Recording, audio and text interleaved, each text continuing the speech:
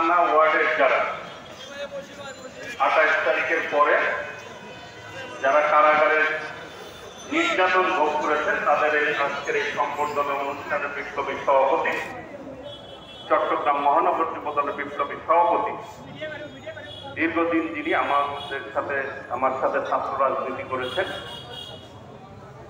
বিপ্লবী যুবনেতা মোশাররফ হোসেন দীপ্তি উপস্থিত রয়েছেন। এই অনুষ্ঠানটি যিনি আয়োজন করার ক্ষেত্রে কেন্দ্র থেকে দায়িত্বপ্রাপ্ত হয়েছেন টিম লিডার, ঢাকা বিশ্ববিদ্যালয় থেকে বেড়ে ওঠা নেতৃত্ব,